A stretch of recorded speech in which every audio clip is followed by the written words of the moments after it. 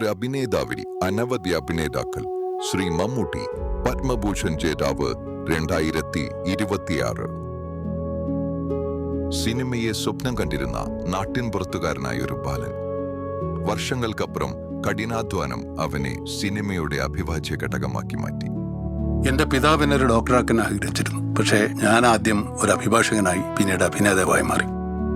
ഞാൻ ആദ്യമായി സിനിമ തിയേറ്ററിൽ കണ്ടപ്പോൾ തന്നെ ഒരു അഭിനേതാവാകണം എന്ന തീരുമാനത്തിലെത്തി. ആ ശ്രമം, ആ സ്വപ്നം, അതിനായുള്ള കാത്തിരിപ്പ് എല്ലാം കുട്ടിക്കാലം മുതൽക്കേ എന്നോടൊപ്പം വളർന്നു. കുറച്ച് ശ്രമങ്ങൾ നടത്തി. തുടക്കത്തിൽ 2-3 ചെറിയ വേഷങ്ങൾ ചെയ്തു.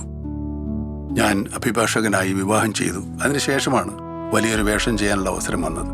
പക്ഷെ ഭാഗ്യമോ നിർഭാഗ്യമോ ആ ചിത്രം പൂർത്തിയാകാതെ പോയി. ഞാൻ അമേച്ചർ തിയേറ്ററിൽ പ്രവർത്തിച്ചിരുന്നു. ആദ്യം മിമിക്രിയൊക്കെ ചെയ്തിരുന്നു. സമയം കിട്ടുമ്പോൾ നാടകത്തിലും അഭിനയിച്ചിരുന്നു. പക്ഷെ എൻ്റെ ആഗ്രഹം സിനിമയായിരുന്നു. വീണ്ടും ശ്രമിച്ചുകൊണ്ടിരുന്നു. പല ആളുകളെ കണ്ടു, സംവിധായകരെ കണ്ടു. അവർ ചില പിഴവുകൾ കണ്ടെത്തി എനിക്ക് അവസരങ്ങൾ നിഷേധിച്ചു. വിഷമം തോന്നിയ സന്ദർഭങ്ങൾ ഉണ്ടായിട്ടുണ്ട് പലപ്പോഴും. പക്ഷേ അവസാനം ഞാൻ MD കണ്ടുമുട്ടി. അദ്ദേഹം എന്നെ വിശ്വസിച്ചു, എനിക്കൊരവസരം തന്നു.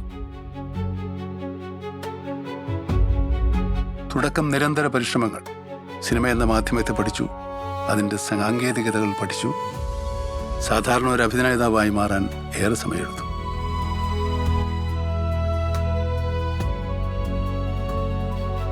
ഒരു കഥാപാത്രത്തെ ഞാൻ വെല്ലുവിളിയായി കരുതുന്നില്ല. കാരണം തികഞ്ഞ അഭിനിവേശം, സമർപ്പണം, സത്യസന്ധത ഇവയാണ് എൻ്റെ ശക്തി. എപ്പോഴും ഒരു അഭിനേതാവായിരിക്കണമെന്നതായിരുന്നു എൻ്റെ സ്വപ്നം. ഒരു താരമാകണമെന്നായിരുന്നില്ല. പക്ഷേ ഞാനിപ്പോഴും അഭിനേതാവാണ്. എന്നും ഒരു അഭിനേതാവായിരിക്കും.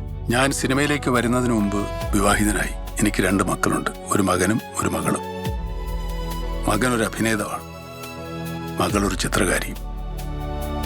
ഭാര്യ വീട്ടമ്മയാണ്.